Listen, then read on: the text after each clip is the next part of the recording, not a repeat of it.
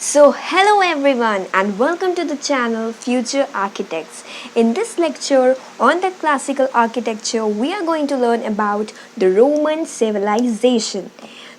हमने classical architecture के lecture number 1 में यानी इसके प्रीवियस लेक्चर में पढ़ा था अबाउट द ग्रीक सिविलाइजेशन और इस लेक्चर में हम पढ़ेंगे अबाउट द रोमन सिविलाइजेशन। जैसे कि मैंने आपको समझाया था कि क्लासिकल आर्किटेक्चर का मतलब ही होता है कि the mixture of two types of civilization या two types of architectural style, that is your Greek civilization और Greek architecture and the Roman architecture.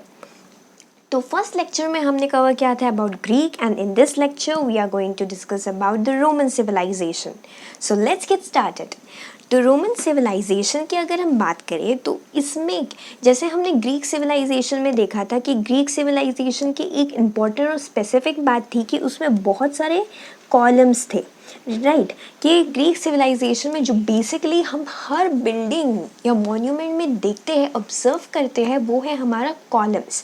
Greek architects को बहुत ज़्यादा कॉलम्स पसंद थे और वो हर जगह कॉलम्स बनाते थे क्योंकि उनको वो ज़्यादा ब्यूटीफुल लगता था और उनका जो ग्रीक आर्किटेक्चर का एक मेन सिंबल बोला जाए तो कॉलम्स है। ओके वैसे ही रोमन सिविलाइजेशन का अपना कुछ स्पेसिफिक स्टाइल है, कुछ स्पेसिफिक वे है। तो वो क्या है? तो रोमन सिविलाइजेशन या रोमन आर्किटेक्चर में there is no columns, there is no beams. Greek civilisation वालों ने बहुत सारे कॉलम्स यूज़ किए, बीम्स यूज़ किए, बट रोमन सिविलाइजेशन वालों ने, आर्किटेक्ट्स वालों ने कहा कि हम अपने रोमन सिविलाइजेशन को कुछ अलग स्टाइल देंगे। हम कॉलम्स की यूज़ नहीं करेंगे, हम बीम्स की यूज़ नहीं करेंगे, हम कुछ डिफरेंट चीज़, हम कुछ नया चीज़ यूज़ करेंगे। और क्या है वो नया चीज़ जो कि रोमन सिविलाइजेशन का एक बहुत बड़ा आर्किटेक्चर के स्टाइल के अंदर आता है, that is your arcs. Yes, अगर आपको कोई भी बिल्डिंग में अगर आपको आर्क दिखाई दे तो सबसे पहले दिमाग में क्या आना चाहिए कि वो पक्का रोमन सिविलाइजेशन से बिलोंग करता होगा, डायरेक्टली या इनडायरेक्टली। हाँ, बहुत सारे अदर सिविलाइजेशन और बहुत सारे अदर आर्किटेक्चरल स्टाइल में भी आर्क्स है, बट रोमन सिविलाइजेशन वो सिविलाइजेशन था जिसने first use of the arcs शुरू किया था, यानी आर्क का डिज़ाइन बनाना उसको शुरू किया था। अब ये आर्क बेसिकली होता क्या है? हमें पता है मैथमेटिक्स में कि सर्कल में अगर आप छोटा सा एक प्रपोर्शन काटोगे तो इस चीज़ को हम आर्क बोलते हैं, राइट? मतलब कोई भी सर्कल का छोटा सा प्रपोर्शन को बोलेंगे, उसी के सर्कल के सर्कमफ्रेंस में एक छोटा सा प्रपोर्शन जो कुछ इस तरीके से दिखता है उसे हम आर्क बोलते हैं, राइट? उसी वर्ड से ही ओरिजिनेट हुआ है आर्क। अब रोमन सिविलाइजेशन वाले ये जो आर्क है उसको कहाँ कहाँ यूज़ करते थे? ये आर्क आप देख सकते हो कि बहुत जगह अगर आप अपने घर में देखो तो बहुत इंसान के घरों में आजकल जो आर्क्स होते हैं वो लिविंग रूम और आपका जो अंदर का डाइनिंग रूम होता है, लिविंग रूम या फिर अंदर का किचन या फिर जो भी बोलो, उसके बीच के पार्टीशन में हम यूजुअली आर्क्स बनाते हैं, कुछ इस तरह से बड़ा सा आर्क बनाते हैं, वो बहुत ही ब्यूटीफुल दिखता है, ठीक है?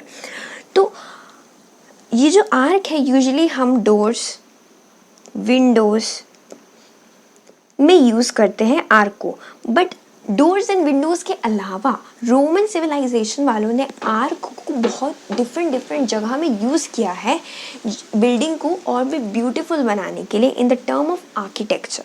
तो उसी के साथ हम देखते हैं द नेक्स्ट सब topic, that is your types of arc. अब आर्क के भी डिफरेंट टाइप्स ऑफ टाइप्स हैं। जैसे कि फर्स्ट अगर हम बात करें टाइप के बारे में तो फर्स्ट जो हमारा आर्क है उसका नाम क्या है? This is the simplest arc which is given, right? इसका नाम है आर्क। इसको हम सिंपली आर्क ही बोलते हैं। ये है हमारा सिंपल सा आर्क जो कि आप देख सकते हो। ये बहुत जन के जो आपका मेन डोर होता है, मेन डोर बहुत जन क्या करते हैं, अपना जो मेन डोर है वो कुछ ऐसे इस तरह से बनाते हैं, रैदर सिंपली ऐसे बना, रेक्टेंगल शेप में बनाने की जगह वो इस तरह से आर्क बनाते हैं, ब्यूटीफुल दिखता है वो। And first is your arc. Second type जो है आपका बैरल आर्क। अब बैरल आर्क कुछ इस तरीके से होता है कि आप आर्क मतलब क्या है? आर्क मतलब मैंने जस्ट आपको बताया कि आर्क मतलब आपका बहुत सारे ब्रिक्स को एक साथ आप प्लेस करोगे इस तरीके से कुछ, अगर आप प्लेस करोगे तो आपका बनेगा एक लेयर। ठीक है, ये जो एक लेयर ऑफ वॉल है, इस लेयर ऑफ वॉल को एक पर्टिकुलर लेयर ऑफ मतलब एक ब्रिक, ये कैसे बना है, ये ब्रिक के एक लेयर से बना है, वन लेयर ऑफ ब्रिक से बना है ये, तो इसे हम कहेंगे one brick of layer of brick से बना है, इसीलिए हम इसे सिर्फ आर्क बोलते हैं। जब इसी ब्रिक के एक लेयर के पीछे जब हम और बहुत सारे layers and layers and layers add करेंगे, यानी बोलना क्या चाहते हो आप, मैं बोलना चाहती हूँ कि यानी इसके पीछे और बहुत सारे लेयर्स लगाएंगे, या एक लेयर, दो लेयर, तीन लेयर। ये ड्राइंग बहुत गंदा हो गया, लेट मी रब एंड रीड्रॉ इट। ओके, हाँ, तो अगर ये फर्स्ट लेयर है, ये फर्स्ट लेयर है और फर्स्ट लेयर में कुछ इस तरीके से आपके पास ब्रिक्स है। फिर सेकेंड लेयर, ये जो फर्स्ट लेयर है इसे सिर्फ आर्क कहते हैं। अब इसके पीछे सेकेंड लेयर, इसके पीछे third layer and so on. ये सेकेंड लेयर है जो पूरा का पूरा ब्रिक से बना है, ये थर्ड लेयर है, ये फोर्थ लेयर है। तो ये जब लेयर्स एंड लेयर्स के जो आर्क्स होते हैं, वो लेयर्स को हम क्या कहते हैं, बैरल आर्क बोलते हैं। फिर आता है हमारा the third one and the very important one is your groin vault or cross vault.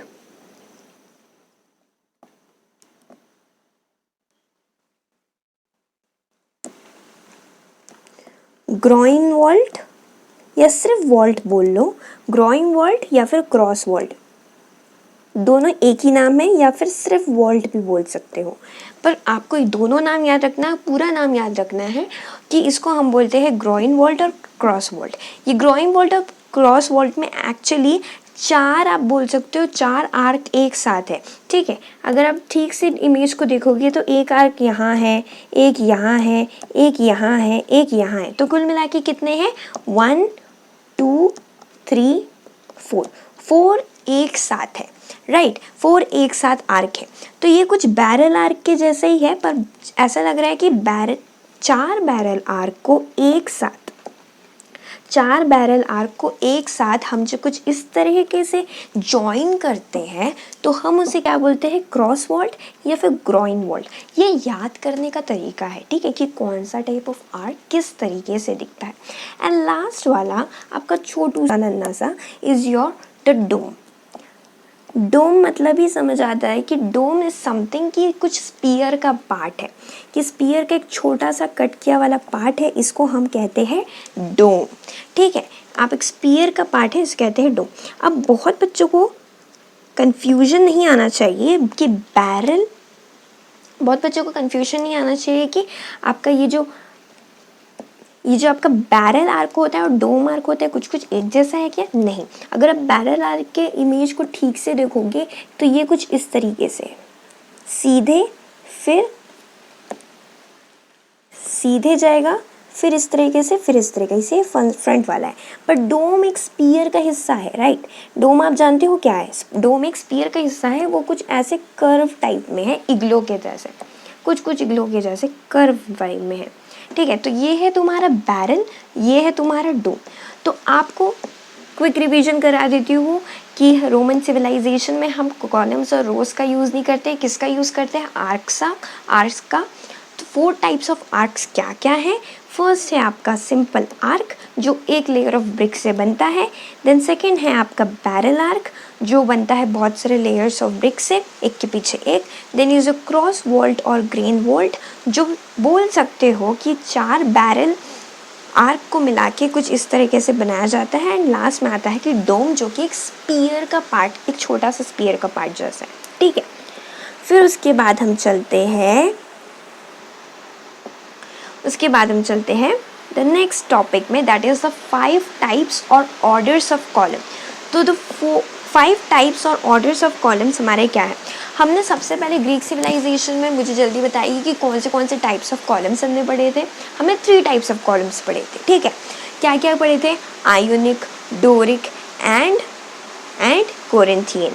ठीक है, तो आपको ये 3 टाइप्स ऑफ कॉलम्स क्या ये नाम में दिख रहे हैं, हाँ, डोरिक, आयोनिक कोरिंथियन। तो डोरिक, आयोनिक और कोरिंथियन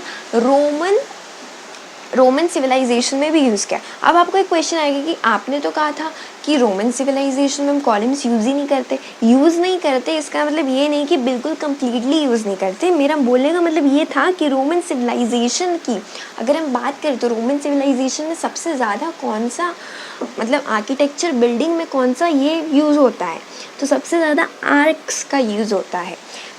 ग्रीक सिविलाइजेशन में सबसे ज़्यादा क्या यूज़ होता है, ग्रीक सिविलाइजेशन में सबसे ज़्यादा कॉलम्स यूज़ होता है। पर इसका मतलब ये नहीं कि ग्रीक सिविलाइजेशन में आर्क्स का बिल्कुल यूज़ नहीं होता और रोमन सिविलाइजेशन में कॉलम्स को बिल्कुल यूज़ नहीं करते। दोनों में हर चीज़ यूज़ करते हैं, बट सबसे ज़्यादा किस सिविलाइजेशन में कौन सा कंस्ट्रक्शन में पार्ट यूज़ करते हैं वो याद रखना। जैसे ग्रीक सिविलाइजेशन का इम्पोर्टेंट क्या है, कॉलम्स। रोमन का क्या है, आर्क। पर कॉलम्स भी यूज़ करते हैं रोमन में, ठीक है। तो रोमन की अगर हम बात करें कि तो रोमन में आप 5 टाइप्स ऑफ कॉलम्स है या ऑर्डर्स ऑफ कॉलम्स है, उसमें डोरिक, आयोनिक और कोरिंथियन तो है ही। डोरिक कैसा था, जिसका कैपिटल बहुत ही सिंपल सा रहेगा। आयोनिक कैसा रहेगा, जिसका कैपिटल कुछ इस तरह से का स्पाइरल सा रहेगा। एंड कोरिंथियन में जो उसका कैपिटल रहेगा उसमें बहुत सारे लीव्स के स्टाइल्स बने रहेंगे। एंड आपको मैंने ये भी बोला था कि ये जो कोरिंथियन है इसके कैपिटल में, अब आपको ये भी याद होना चाहिए कि कॉलम्स के कितने टाइप्स ऑफ कितने पार्ट्स होते हैं। एक है कैपिटल, एक है शाफ्ट और दूसरा है बेस। ये सब हमने प्रीवियस लेक्चर में डिस्कस किया है, राइट। कोरिंथियन की जो कैपिटल में लीव्स होता है।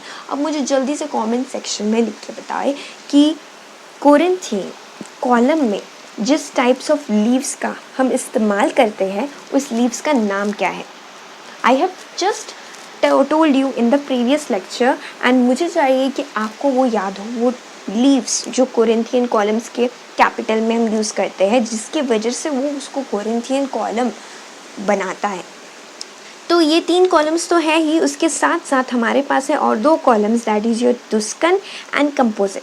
अब टस्कन और कंपोजिट कॉलम्स में क्या है, टस्कन और कंपोजिट कॉलम्स में ये है कि आप अगर टस्कन कॉलम को देखो तो इसमें देखो अनफ्लूइड स्मूथ शाफ्ट है। दूसरे unfluted, let me write down, अनफ्लूटेड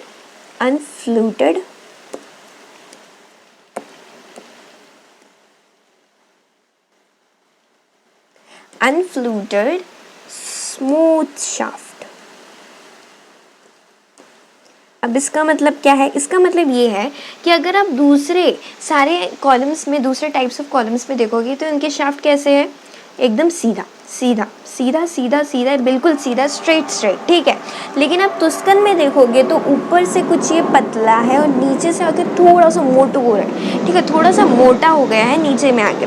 तो इसीलिए ये जो टस्कन का जो कॉलम का जो नॉट कैपिटल जो शाफ्ट है, ये शाफ्ट कुछ इस तरीके से अनफ्लूटेड स्मूथ शाफ्ट है। यानी अनफ्लूटेड का मतलब है ऊपर से पतला नीचे से मोटा, एक फ्लूट जैसा कैसे होता है उस तरीके से, ठीक है। और इसी के साथ है आपका कंपोजिट कॉलम। अगर कंपोजिट कॉलम में देखें तो composite column actually it is a mixture of ionic and Corinthian,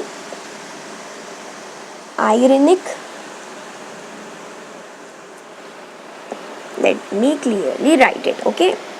Ironic, it's a mixture of ironic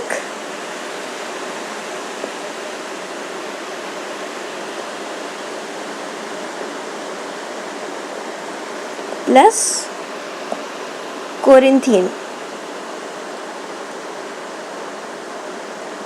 तो आपका जो कंपोजिट वाला कॉलम है वो एक्चुअली मिक्सचर है किसका, आपका आयोनिक एंड कंपोजिट का मिक्सचर है। तो मैं आपको बता देती हूँ कि सबसे 5 टाइप्स ऑफ कॉलम्स क्या है। सबसे पहले टस्कन। सारे कॉलम्स का क्लासिफिकेशन हमने बेसिकली, ये जो 3 कॉलम्स है जो हमने ग्रीक सिविलाइजेशन में देखे, तो इसका क्लासिफिकेशन हम डिफ्रेंशिएट कैसे करते हैं एक दूसरे से, हम उसके कैपिटल को देख के डिफ्रेंशिएट करते हैं ना। ये जो ऊपर वाला पार्ट है कैपिटल, नीचे वाला ये इतना पूरा शाफ्ट है, और जो इतना छोटा सा पार्ट है ये जो उठा वाला जो फ्लोर के साथ अटैच है उसको बेस बोलते हैं, मैंने बताया था। तो एक क्विक रिवीजन भी करा दिया उसके साथ ही। हाँ, तो हम डिफ्रेंशिएट करते हैं कैपिटल के डिज़ाइन को देख के, पर टस्कन में हमें क्या देखना है, उसका शाफ्ट देखना है कि उसके पास एक अनफ्लूइडेड शाफ्ट है जो ऊपर से पतला है, नीचे से आके कुछ इस तरह से मोटा है। Then we have the composite column actually Ionic and Corinthian का मिक्सचर है। क्यों ऐसा बोला है? क्योंकि आयरनिक में कैसे स्पाइरल्स है उसके कैपिटल में। तो आप अगर ठीक से इमेज ये उतना क्लियर नहीं है, पर आप गूगल में देखोगे ठीक से तो आपको पता चलेगा कि इसमें स्पाइरल वाले डिज़ाइंस भी हैं कंपोजिट में, और साथ में ये लीव्स भी है। कौन से वाले लीव्स? वो वाले लीव्स जो कोरिंथियन कॉलम्स में है। और वो लीव्स का नाम क्या है मुझे आप बताओगे in the comment section. Okay. और एक चीज़ बहुत ही इंपॉर्टेंट है, मैंने एक छोटे से बॉक्स में लिखा है कि ग्रीक में जिसे हम अगोरा कहते थे उसे ही हम फोरम कहते हैं रोमन में। अब अगोरा क्या था? अगोरा था पब्लिक स्पेस।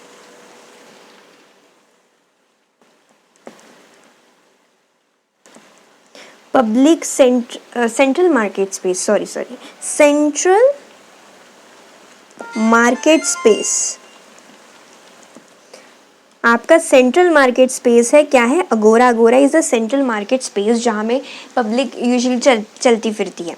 जिस चीज़ को यानी सेंट्रल मार्केट स्पेस को हम ग्रीक में अगोरा कहते हैं, वैसे ही रोम में हम क्या कहते हैं? फोरम, FORUM, फोरम कहते हैं रोमन में।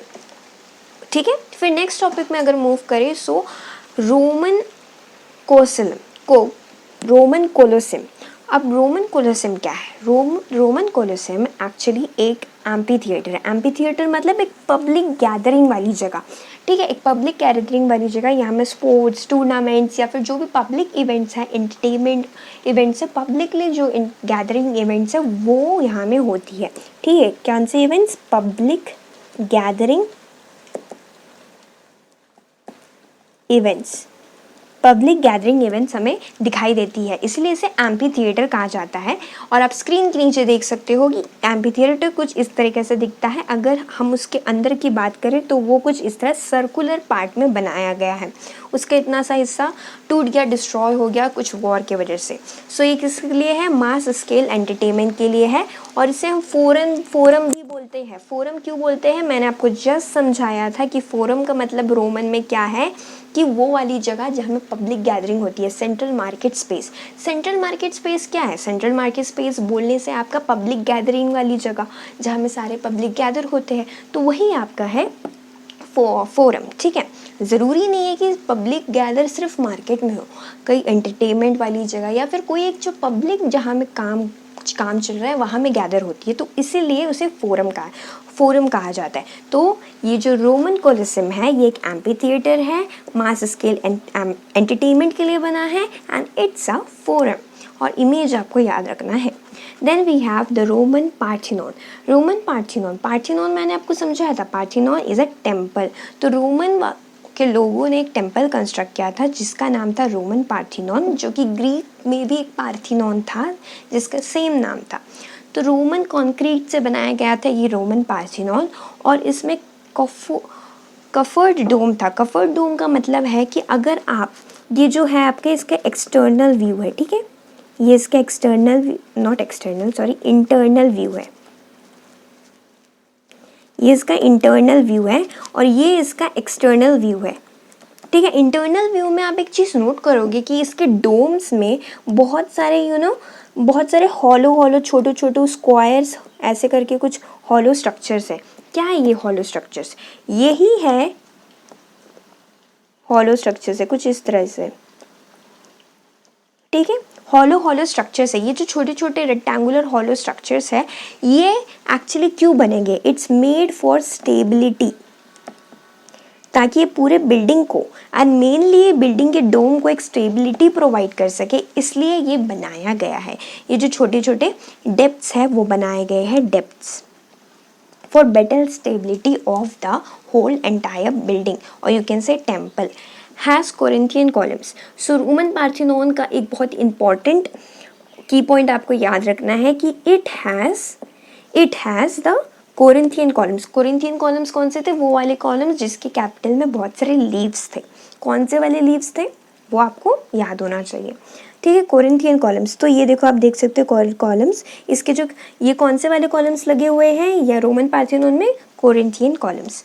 Moving on to next, different writings भी यूज़ किया जाता था ऑन द वॉल्स। तब के ज़माने में हम वॉल्स के ऊपर राइट करते थे, और कैसे, कैनीफॉर्म राइटिंग्स ऑफ मेसोपोटामिया, जो कि बहुत फेमस है।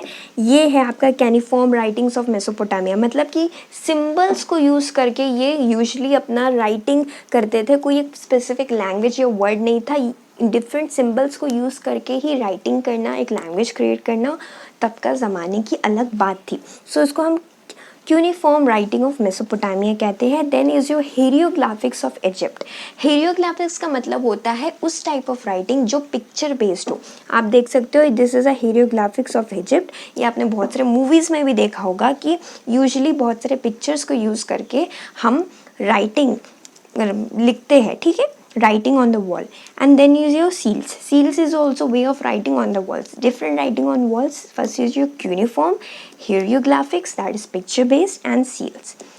लास्ट आता है आपका रोमन आर्किटेक्चर, रोमन स्ट्रक्चर में आप आर्क, रोमन स्ट्रक्चर में मैंने आपको बुलाया था कि आर्क सबसे इम्पॉर्टेंट है, जो रोमन के हर बिल्डिंग में तो दिखाई दे ही देगा मैक्सिममली, ठीक है। तो लेकिन हम आर्क्स को, मैंने आपको बोला था, सिर्फ विंडोज़ और डोर्स में नहीं यूज़ करते हैं, पर दूसरे जगह में भी यूज़ करते हैं, जैसे कि एडिक्वेट का मतलब है कि ब्रिजेस बनाने में, the bridges about the water और द लेक। तो यूजुअली अगर आप कोई भी ब्रिजेस में आर्क्स बनाते हो तो उसका यूज़फुल क्या, उसका हेल्प क्या है, उसका हेल्प है कि वो वाटर को यहाँ से वहाँ ट्रांसपोर्ट कर सकता है, एंड ऑफ कोर्स उसको बनाने में भी इजी होगा, and it's look so beautiful also. तो आपने ब्रिज बना दिया है, ब्रिज के साथ साथ आपने ब्रिज को इस तरीके से बनाया कि वो वाटर भी पास हो सके कैनल के जैसे, तो उसको हम एडिक्वेट बोलते हैं।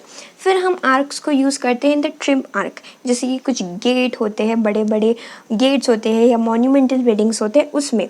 देन इज़ योर थर्मे आर्क का मतलब है कि पब्लिक बाथ में यूज़ किया जाना है। This is very important picture, famous picture of a public bath in the room, ठीक है। आप पब्लिक बाथ, ये पब्लिक बात है, यूजुअली इसमें वाटर है, और इसमें आप बहुत सारे आर्क वाले स्ट्रक्चर्स देख सकते हो जो कि रोमन स्ट्रक्चर है, यानी रोमन सिविलाइजेशन का पार्ट है, ठीक है। सो हम एक क्विक रिकैप कर लेते हैं for the whole lecture from the starting. So हमने इस लेक्चर में पढ़ा था about the Roman civilization under the classical architecture, जिसमें हमने पढ़ा कि रोमन सिविलाइजेशन स्पेसिफिकली कॉलम्स और बीम्स का उतना यूज़ नहीं करती जैसे ग्रीक सिविलाइजेशन यूज़ करती थी, बट रैदर वो एक अपना एक स्ट्रक्चर यूज़ करती है, उसे हम कहते हैं आर्क। चार टाइप्स ऑफ आर्क्स हैं हमारे पास, द आर्क, द सिंपल वाला, the barrel arch, cross vault arch या फिर groin vault, and last is your dome जो कि स्पीयर का हिस्सा है। देन 5 ऑर्डर्स और टाइप्स ऑफ कॉलम्स आर, सबसे पहले टुस्कन जिसका शाफ्ट अनफ्लूटेड स्मूथ है, देन वी हैव डोरिक जिसका कैपिटल बिल्कुल सिंपल है, देखने से पता चल जाएगा, आयरोनिक जिसका कैपिटल कुछ स्पाइरल डिज़ाइन वाला है, कोरिंथियन जिसमें लीव्स के डिज़ाइंस बने हुए हैं, किसमें, कैपिटल में, and composite column which is a mixture of the ironic and Corinthian. Ironic मतलब इसमें स्पाइरल्स भी प्रेजेंट है, प्लस इसमें लीव्स, कोरिंथियन कॉलम्स के जो लीव्स है वो भी प्रेजेंट है। ग्रीक में अगोरा कहा जाता है, रोमन में फोरम कहा जाता है, किस चीज़ को, पब्लिक गैदरिंग वाले स्पेस को। रोमन कोलिसियम एक बहुत ही फेमस एम्पी थिएटर है, ये एग्जाम पॉइंट ऑफ व्यू से बहुत ज़्यादा इंपॉर्टेंट है, इसका इमेज आपको याद रखना चाहिए विथ इट्स इंपॉर्टेंट की points. It is use for the mass scale entertainment, यानी पब्लिक गैदरिंग के लिए यूज़ हुआ जाता है, इसलिए इसको हम फोरम भी कहते हैं। एंड देन वी हैव, आपको इसका स्ट्रक्चर, अंदर का इंटरनल स्ट्रक्चर भी एक बार देख लेना चाहिए। सारी जो पब्लिक है वो पूरी यहाँ बैठी है इस सर्कल पार्ट में, और जो भी बीच में जो भी आपका ये है काम है, एंटरटेनमेंट पर्पस है, वो बीच में। देन इज रोमन पार्थिनॉन एक टेम्पल है जो रोमन कंक्रीट से बना है, इसमें कॉफर्ड डोम है। कॉफर्ड डोम का मतलब है डोम्स में बहुत सारे डेप्थ्स बने हैं, बहुत सारे डेप्थ्स बने। ये डेप्थ्स क्यों बने हैं, स्टाइल के लिए नहीं, बट स्टेबिलिटी के लिए, stability of the whole building plus the dome, and इसकी वजह से इसका ब्यूटीफुल स्टाइल भी अपने आप से आ जाता है। And it has the Corinthian columns. अगर आप इंटरनली देखो तो इस तरीके से दिखता है, अगर एक्सटर्नली देखो तो ये बिल्डिंग इस तरीके से दिखता है। ये जो उसका डोम वाला स्ट्रक्चर है ये यहाँ है, ठीक है। Then we have and Corinthian columns, ये जो कॉलम्स है सारे कोरिंथियन कॉलम्स हैं। Then different writings on the wall, cuneiform जो कि सिंबल बेस्ड राइटिंग है, हेलियोग्राफिक जो कि पिक्चर बेस्ड राइटिंग है, and the seals. Then we have the Roman structure. Arches को हम दूसरे कौन से जगह में यूज़ करते हैं, जैसे एडिक्वेट जो कि ब्रिजेस में यूज़ करते हैं about the water lake and river, triumph arch and thermae arch जो कि पब्लिक बात वाले स्पेसेस में यूज़ किया जाता है। So that's all for today's lecture. Thank you for watching this video and I hope you enjoyed this video. So keep learning, be must, the future architects.